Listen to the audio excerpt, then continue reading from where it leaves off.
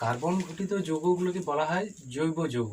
এই সংজ্ঞাটা পূর্বে প্রচলিত ছিল যে যে সমস্ত যৌগগুলো কার্বন ঘটিত সেগুলোকে বলা হয় জৈব যৌগ। কিন্তু এই মতটার কিছু ব্যতিক্রম রয়েছে।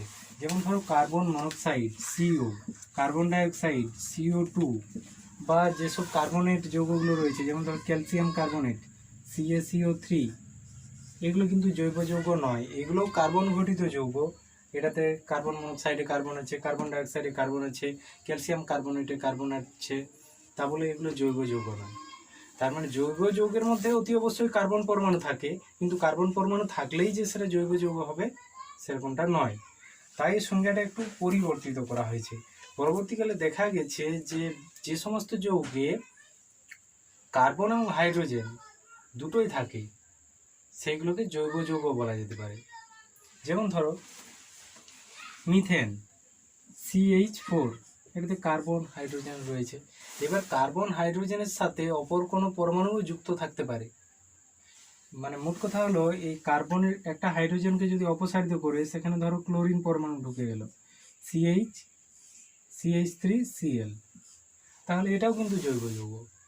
মানে জৈব যৌগগুলো কার্বন এবং হাইড্রোজেন দিয়ে গঠিত। এবার কোনো হাইড্রোজেন পরমাণুকে অপসারিত করে সে জায়গায় অন্য কোনো মৌলের পরমাণু ঢুকতে পারে, তখন এইটাকে বলা হবে হাইড্রোকার্বন সংজাত যৌগ। মানে হাইড্রোকার্বন থেকে এটা উৎপত্তি হয়েছে, তার মানে এটাও হাইড্রোকার্বন। তাহলে হাইড্রোকার্বনের নতুন সংজ্ঞাটা এইভাবে আমরা বলবো যে মানে জৈব যৌগের সংজ্ঞাটা, জৈব যৌগ হলো হাইড্রোকার্বন এবং তাদের থেকে উৎপন্ন যৌগসমূহ। মানে হাইড্রোকার্বন এবং তাদের থেকে উৎপন্ন যৌগসমূহকে সবগুলোকে বলা হবে হাইড্রোকার্বন। ঠিক আছে, তাহলে এগুলো তো কার্বন হাইড্রোজেন নয় দিয়ে গঠিত ছিল না বা নয়, তাহলে এগুলো হাইড্রোকার্বন নয় বা জৈব যৌগ নয়। এবার দেখো হাইড্রোকার্বন এর সংখ্যা প্রকৃতিতে অসংখ্য, প্রায় 20 লক্ষাধিক জৈব যৌগের সংখ্যা এখনো পর্যন্ত, এবং বর্তমানে আবিষ্কার হয়েই চলেছে। কি কারণে এত বিপুল সংখ্যক যৌগ তৈরি সম্ভব হয়? সেটা হলো কার্বনের একটা বিশেষ প্রপার্টি আছে। তো কার্বন পরমাণু কিভাবে সমযোজী যৌগের মধ্যে কার্বন পরমাণু অন্য পরমাণুর সাথে বন্ধন গঠন করে অবস্থান করে না, বিজ্ঞানী কেকুলে সর্বপ্রথম বলেন যে কার্বন পরমাণু যোজ্যতা 4, এই 4টি যোজ্যতা পরস্পর সমকোণে অবস্থান করে, এই ঘটনাটা বলেন। মানে এখানে কার্বন পরমাণু ধরো রয়েছে, এই 4টি সমযোজী বন্ধন পরস্পর 90 ডিগ্রি অ্যাঙ্গেলে অবস্থান করবে, এরকম কথা বলেছিলেন বিজ্ঞানী কেকুলে। তারপর দেখা যায় যে এই ধরনের স্ট্রাকচার, এটা কি সমতলিক স্ট্রাকচার হলো, কার্বনের চারদিকে 4টা বন্ধন আছে, একটা সমতলে অবস্থিত। কিন্তু এই ধরনের সমতলিক স্ট্রাকচার নিয়ে অন্য যৌগগুলোর, অন্য হাইড্রোকার্বনগুলোর গঠন, বিশেষ বিশেষ গঠনগুলো বর্ণনা করা অসুবিধাজনক। তখন বিজ্ঞানীরা আবার এটার মানে পরিবর্তন করার, পরিমার্জন করার চেষ্টা করলেন। এবং বিজ্ঞানী ভ্যান হব এবং লা বেল ওনারা বললেন যে কার্বনের গঠনটা সামতলিক নয়, কার্বন পরমাণুর যে যোজ্যতাগুলো এগুলো সামতলিক নয়, এর গঠনটা হলো চতুস্তলকীয়।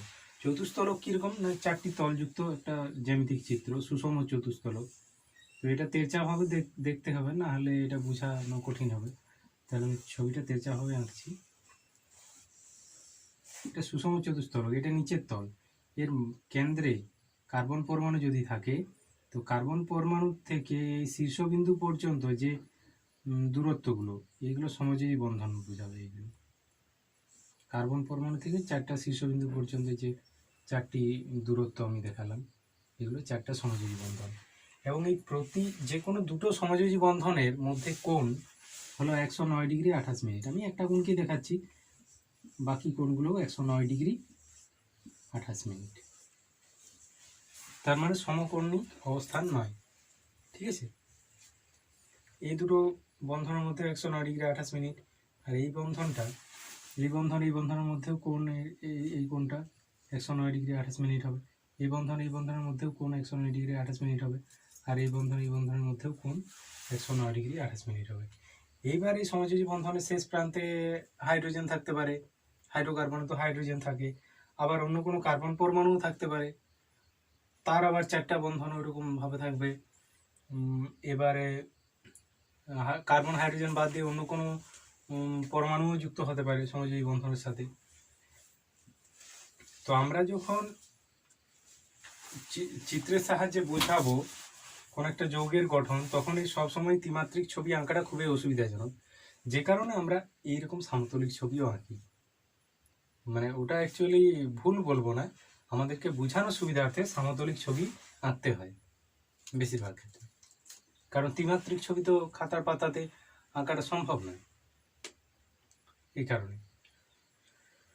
তাহলে দেখো, একটা কার্বন পরমাণুর যেটা সিম্পল যৌগ, সরলতম যৌগ হাইড্রোকার্বনের মধ্যে, সেটা হলো মিথেন। কার্বনের 4টা সমযোজী বন্ধনের সাথে 4টা হাইড্রোজেন পরমাণু যুক্ত থাকবে, এটা হলো মিথেন, CH4। তাহলে এর প্রকৃত গঠনটা কিন্তু এরকম, এখানে হাইড্রোজেন গুলো থাকবে।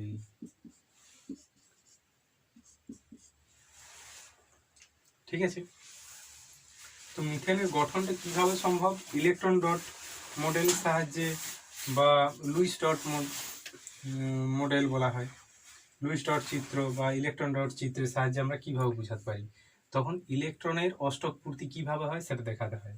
তো দেখো, সেইভাবে আমি দেখাই।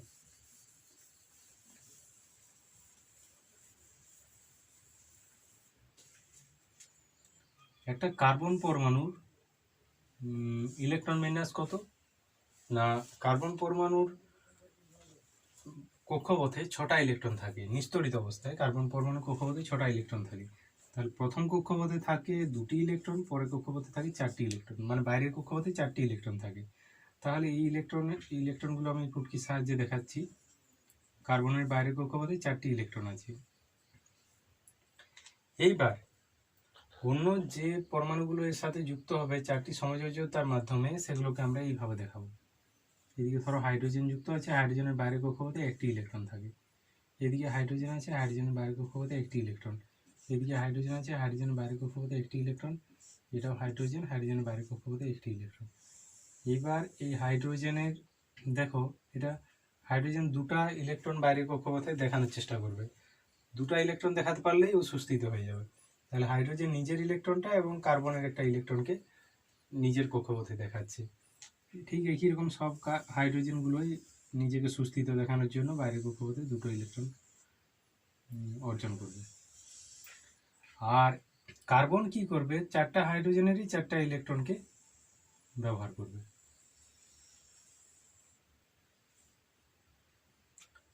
তো এইভাবে এরা সমযোজী বন্ধন গঠন করে। এই যে একটা ইলেকট্রন জোড় মানে একটা সমযোজী বন্ধন।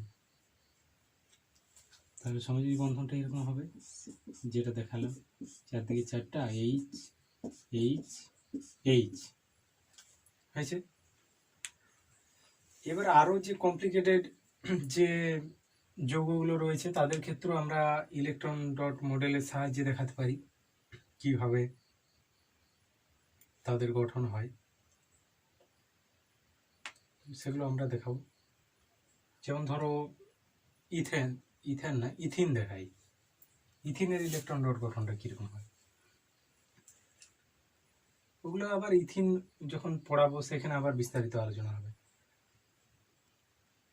তবু দেখিয়ে দিই একটা দ্বিবন্ধন দিয়ে কিভাবে হয়।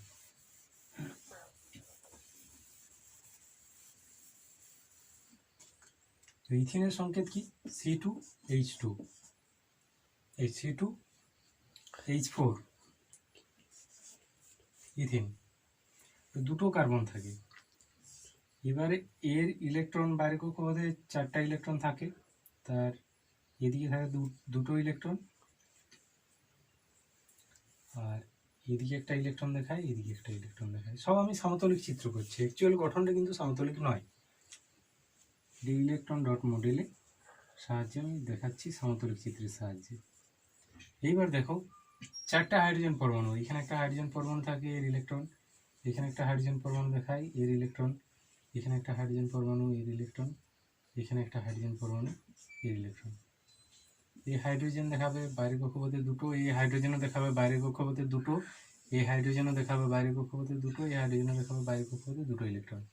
আর এই কার্বনের অবশ্যই বাইরের কক্ষপথে 8টি ইলেকট্রন দেখাতে হবে, সেটাকে বলা হয় অষ্টক পূর্তি, আগে যেরকম ঘটলো। তো কার্বনের দেখো নিজের দুটো, দুটো চারটা, নিজের চারটা, এই হাইড্রোজেনের একটা, 5টা, 6টা, 7টা, 8টা, এই কার্বনেরও দুটো ব্যবহার করবে। তাহলে এই এর বৃত্তের ভিতরে থাকবে এইগুলো।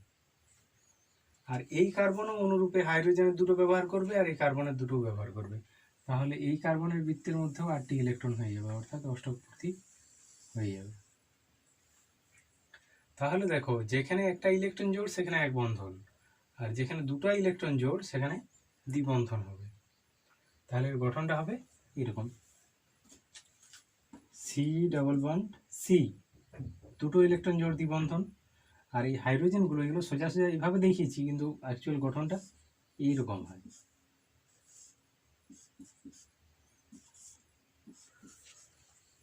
এবার দেখানোর সুবিধার্থে কখনো আমরা বন্ধনগুলো এরকমও দেখাই। এটা হলো। আর যেমন ধরো অ্যাসিটিলিনের ত্রিবন্ধন কিভাবে হয় সেটাও একটু দেখি, ইলেকট্রন ডট গঠনে লুইস ডট চিত্রের সাহায্যে।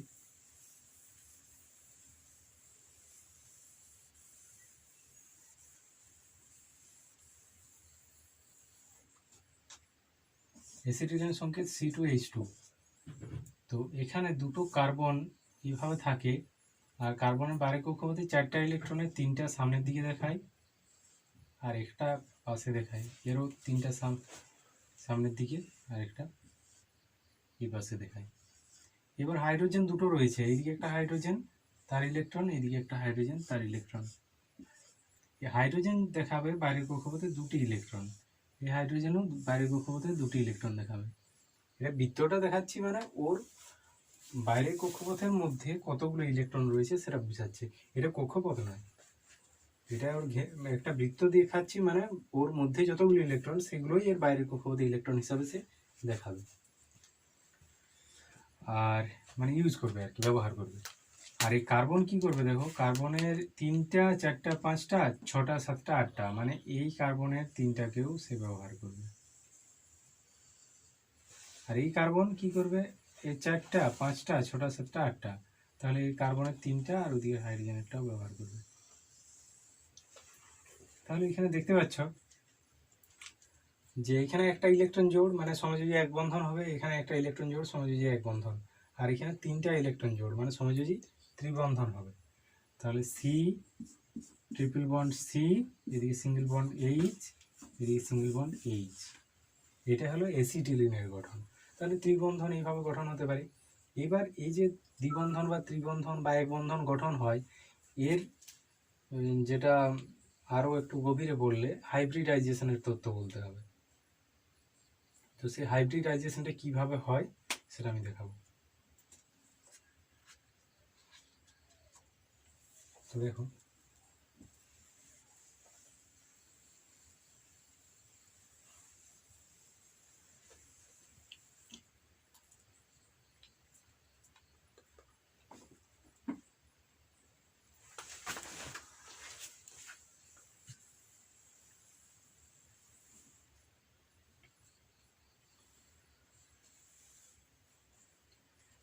প্রথমে যে গঠনটা দেখিয়েছিলাম মিথেন, সেই মিথেনের মধ্যে বা ওই জাতীয় গঠন কার্বনের চারদিকে যখন 4টা সমযোজী এক বন্ধন থাকে তখন কার্বনটা যে ধরনের হাইব্রিডাইজেশন স্টেটে থাকে, হাইব্রিডাইজেশন মানে সংকরায়ন অবস্থা, সংকরায়ন, যে ধরনের সংকরায়ন অবস্থায় থাকে সেটা হলো sp3। আমরা জানি কক্ষপথের আবার উপকক্ষপথ আছে। কার্বন যখন সুস্থিত অবস্থায় থাকে, একটা সুস্থিত কার্বনের এর ইলেকট্রন বিন্যাসটা কীরকম হয় না, ইলেকট্রন বিন্যাসটা যদি উপকক্ষপথের মাধ্যমে দেখায় তাহলে এইভাবে লিখতে হবে 1s2 2s2, তারপরে px py pz থাকে। তো এখানে দেখো দুটো ইলেকট্রন 4টা হয়েছে, আর দুটো ইলেকট্রন হলে 6টা হবে, কার্বনের তো 6টা ইলেকট্রন মোট। তাহলে এবার পি কক্ষপথ যেগুলো দ্বিতীয় কক্ষের এই উপকক্ষপথ পি, তো পি এর আবার ভাগ আছে পি এক্স, তো 2px কক্ষপথে থাকে একটা ইলেকট্রন আর উপকক্ষপথে, আর 2py এটার থাকে একটা ইলেকট্রন। তাহলে 1s2 2s2 2px 1 2py 1, তাহলে কটা ইলেকট্রন হলো? দুটো দুটো চারটা পাঁচটা ছটা ইলেকট্রন হয়েছে। এবার এটা যখন সমযোজী বন্ধন গঠন করে, ধরো এই ধরনের সমযোজী বন্ধন গঠন করেছে, তখন এর ইলেকট্রনটা সংকরায়ন স্টেটে কিভাবে যায় সেটা দেখাচ্ছি। না 1s2টা 1s2 ফর্মেই থাকে, এটা 1s2, 2s2 একটা ইলেকট্রন চলে যায়, দিয়ে এখানে 2pz কক্ষপথ যেটা ফাঁকা আছে ওই জন্য লিখিনি, সেই 2pz কক্ষপথে ওই ইলেকট্রনটা স্থানান্তরিত হয়ে যায়। তাহলে 2s1 হয়ে যায় 2px1 2py1 2pz1 হয়ে যায়। এইবার এদের মধ্যে যে সংকরায়ন ঘটবে সেটা হলো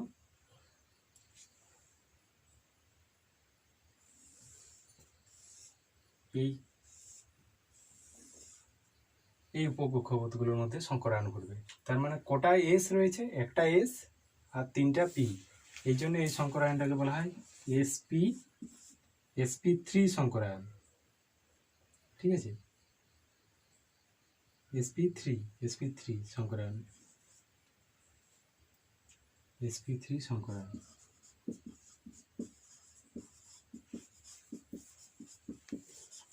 তাহলে মিথেন অণুতে কার্বনের 4টা সমযোজী এক বন্ধন থাকে, তাহলে সেই কার্বনটা কি sp3 সংকরায়নে আছে। আবার অন্য কোনো রকম যৌগ হতে পারে, ধরো এই ধরনের কার্বন শৃঙ্খল গঠন করছে, যেটা কার্বনের কেটিনেশন ধর্ম বলে, এরকম। তো এখানে দেখতে পাচ্ছ এবার বাইরের এই সমযোজী বন্ধনের প্রান্তে অপর কোনো পরমাণু থাকতে পারে, এগুলো হাইড্রোজেন থাকতে পারে, বা হাইড্রোজেন বাদ দিয়ে অন্য কোনো পরমাণুও থাকতে পারে হাইড্রোজেনকে অপসারিত করে। তো এই সমস্ত কার্বনগুলো দেখো 4টা সমযোজী এক বন্ধন রয়েছে, তার মানে এটাও sp3 সংকরায়ন অবস্থায় আছে, এটাও sp3 সংকরায়ন আছে, এটাও sp3 সংকরায়ন আছে, এটাও sp3 সংকরায়ন অবস্থায় আছে। এইবার যদি সমযোজী দ্বিবন্ধন সৃষ্টি করে কার্বন কার্বন, তখন সেখানে কি ধরনের সংকরায়ন হয় দেখো। তাহলে এই দুটো মুছে দিই, এটা উপরেরটা থাক, ওটা থেকে কি পরিবর্তনটা হচ্ছে আমি বুঝাবো।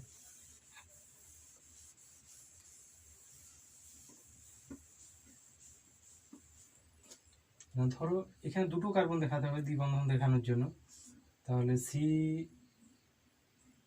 ধরো ডাবল বন্ড সি, আর এর সাথে আবার সিঙ্গেল বন্ড রয়েছে, এদিকেও সিঙ্গেল বন্ড রয়েছে, এই ধরনের যদি থাকে, এগুলো বাইরের প্রান্তে হাইড্রোজেন বা অন্য কোনো পরমাণু যুক্ত থাকতে পারে, বা আরও কোনো কার্বন শৃঙ্খল যুক্ত থাকতে পারে। তো এই যে কার্বনটা, এটার সাথে দেখো এক বন্ধন দুটো রয়েছে আর একটা দ্বিবন্ধন রয়েছে, এইখানে কি ধরনের সংকরায়ন হয়?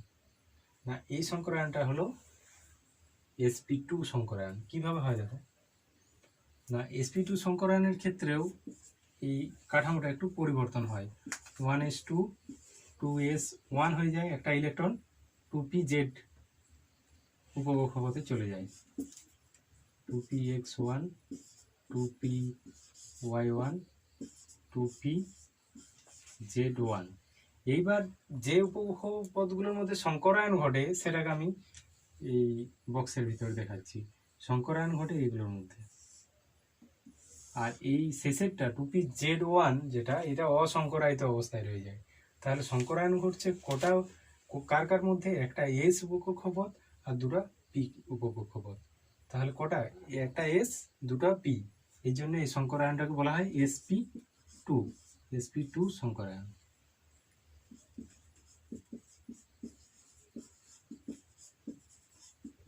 sp2 সংকরায়ন অবস্থায় থাকে, তার ফলে এই দ্বিবন্ধন থাকে। এবার তুমি বলবে আসলে এখানে তাহলে বন্ধনটা কিভাবে গঠন হয়? এই তিনটায় যদি sp2 সংকরায়ন অবস্থায় থাকে, এবারে অপর কোনো মৌলের সাথে যুক্ত হওয়ার জন্য এই যে দেখো এই প্রত্যেকটা উপকক্ষপথে দুটো ইলেকট্রন থাকতে পারে আমরা জানি, তাহলে এস এর সাথে আবার একটা ইলেকট্রন যুক্ত হবে, মানে ইলেকট্রন জোড় গঠন করবে, এর সাথে আরেকটা ইলেকট্রন মিলে অন্য পরমাণুর ইলেকট্রন মিলে ইলেকট্রন জোড় গঠন করবে, তাহলে এই উপকক্ষপথেও দুটো হবে। আবার এই উপকক্ষপথে অন্য কোনো পরমাণুর ইলেকট্রন জোড় গঠন করবে, তাহলে এখানেও দুটো হবে, মানে প্রত্যেকে দুটো করে নেবে, তাহলে তো তিনটা হলো। কিন্তু এখানে সমযোজী দ্বিবন্ধন রয়েছে, মানেও দেখো একটা কক্ষপথ, দুটা কক্ষপথ, একটা ইলেকট্রন জোড়, দুটা ইলেকট্রন জোড়, তিনটা ইলেকট্রন জোড়, চারটা ইলেকট্রন জোড় হবে। দ্বিবন্ধন মানে তো দুটা ইলেকট্রন জোড়, তাহলে দুটা ইলেকট্রন জোড় আর এই দুটো মিলে চারটা ইলেকট্রন জোড় হবে। তাহলে চারটা ইলেকট্রন জোড় কোথা থেকে হচ্ছে? এখানে তো একটা ইলেকট্রন নেবে, দুটো ইলেকট্রন নেবে, তিনটা ইলেকট্রন নেবে না, এই যে যেটা অসংকরায়িত অবস্থায় রয়েছে ওটাও একটা ইলেকট্রন জোড় গঠন করবে। সেটাই হলো এই দুটোর মধ্যে যে কোনো একটা, ওই অসংকরায়িত অবস্থায় যেটা রয়েছে উপকক্ষপথ, ওই ইলেকট্রন জোড়টা গঠন করবে। তো ওই অসংকরায়িত অবস্থায় যে ইলেকট্রন জোড়টা রয়েছে, সেই যে ইলেকট্রন অসংকরায়িত যে উপকক্ষপথটা রয়েছে, এই যে ইলেকট্রন জোড়টা গঠন করবে সেটাকে বলা হয় পাই পাই বন্ধন। একটা বন্ধনকে বলা হয় সিগমা বন্ধন, আরেকটাকে বলা হয় পাই বন্ধন। আর এইগুলো সব সিগমা, এগুলো সব সংকরায়িত ওই উপকক্ষপথ, সংকরায়িত উপকক্ষপথের জন্য হয়, এগুলো সব সিগমা। আগে যেটা মিথেনের দেখালাম, কার্বনের চারদিকে চারটে সমযোজী এক বন্ধন, ওগুলোও সব সিগমা বন্ধন। এগুলো সিগমা বন্ধন, এটা সিগমা বন্ধন, এটা সিগমা আর একটা পাই। ঠিক আছে? তো যদি আমরা উপকক্ষপথের সেই ইলেকট্রন মেঘের সাহায্যে দেখাই, তাহলে চিত্রটা কিরকম হবে দেখো। এটা sp2 সংকরায়িত অবস্থায় রয়েছে, তাই তো? তাহলে এখানে গঠনটা হবে সি, এবারে যেটা sp2 সংকরায়িত, তার মানে এটা মোট কটা উপকক্ষপথ? একটা এস আর দুটা পি, মোট তিনটা উপকক্ষপথ। তো তিনটা সিগমা বন্ধন গঠন করবে কিভাবে? কার্বনের সাথে এইভাবে দেখাই, এই একটা উপকক্ষপথ মানে সংকরায়িত উপকক্ষপথ, এইদিকে একটা সংকরায়িত উপকক্ষপথ, এইদিকে একটা সংকরায়িত উপকক্ষপথ। আর ওই যেটা রয়েছে এসপি 2sp জেড, ওটা রয়েছে এদের সাথে লম্বভাবে। তো লম্বভাবে তো আমি চিত্রটা আঁকতে পারবো না। এই তিনটা রয়েছে একটা সমবাহু ত্রিভুজের তিনটা কৌণিক বিন্দুর দিকে, এরকম গঠনটা। এইখানে দেখো যুক্ত করলে একটা সমবাহু ত্রিভুজের মতো হবে। তো একটা সমবাহু ত্রিভুজের কেন্দ্র থেকে ওই তিনটা শীর্ষবিন্দুর দিকে এই তিনটা এসপি সংকরায়িত উপকক্ষপথ থাকবে। আর যেটা ওই অসংকরায়িত 2pz1, এটা থাকবে এদের সাথে লম্ব দিকে। তো লম্ব দিকে তো দেখানো যাবে না, তাই এটাকে আঁকার সময় সুবিধার্থে এভাবে আঁকবো।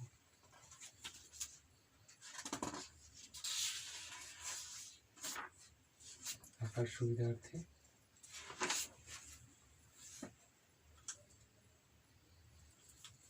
একটু ত্রিমাত্রিক ছবিটা বের করি।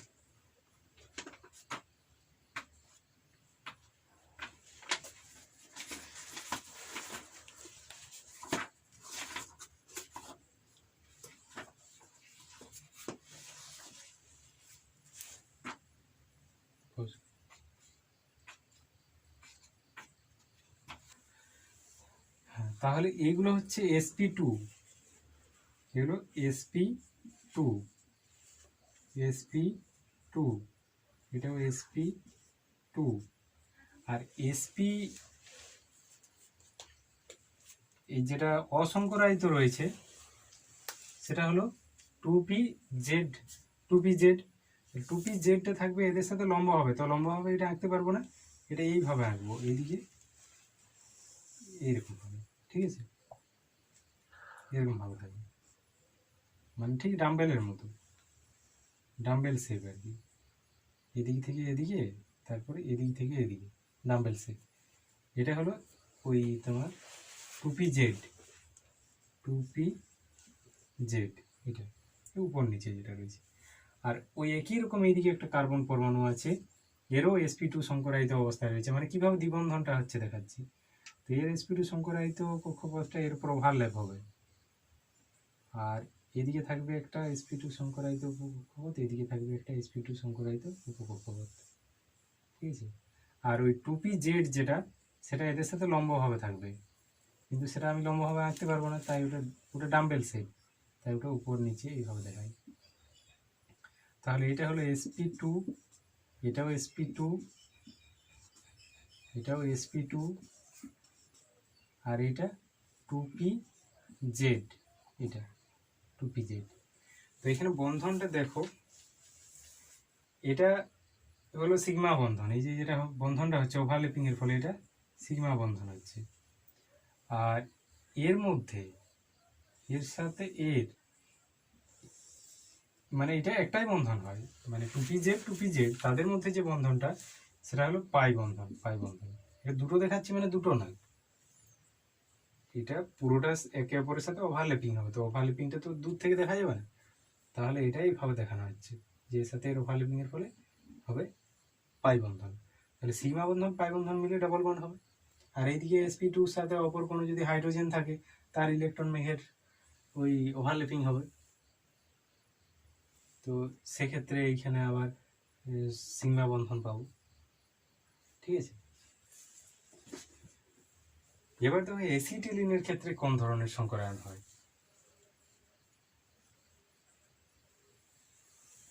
মানে ত্রিবন্ধন থাকলে যে সংকরায়নটা হয়।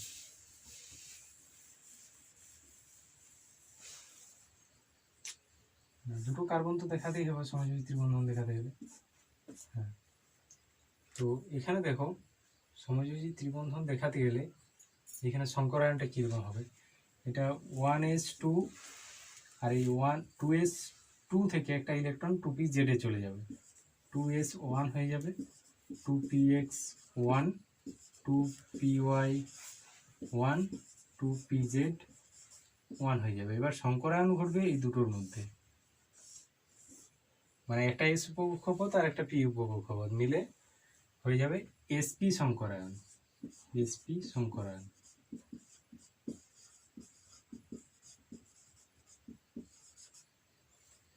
তো sp সংকরায়ন হওয়ার ফলে এখানে দেখো কটা সংকরায়িত উপকক্ষপথ পাবো, এস আর পি, একটা এস আর একটা পি মিলে দুটো পাবো, মানে দুটা সিগমা বন্ধন হবে।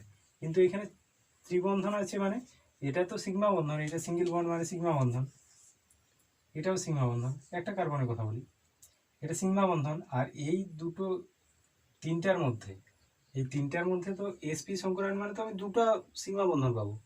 তাহলে একটা সিগমা বন্ধন আর এইখানে একটা সিগমা বন্ধন হবে। আর এই এটাও পাই বন্ধন, এটাও পাই বন্ধন, এটাও হবে পাই বন্ধন, এটাও পাই বন্ধন হবে। তো এটা কিভাবে হয়, এই যে py উপকক্ষপথের সাথে আরেকটা কার্বন পরমাণু py উপকক্ষপথের ওভারল্যাপিং হবে, তার ফলে একটা পাই বন্ধন পাবো। আর এই p2pz উপকক্ষপথের সাথে আরেকটা কার্বন পরমাণু 2pz উপকক্ষপথের যে ওভারল্যাপিং হবে তার ফলে আরেকটা পাই বন্ধন পাবো। তাহলে ওইভাবে আমরা একটা সিগমা দুটো পাই বন্ধন মিলে ট্রিপল বন্ড পাই, ত্রিবন্ধন পাই। বুঝা গেল?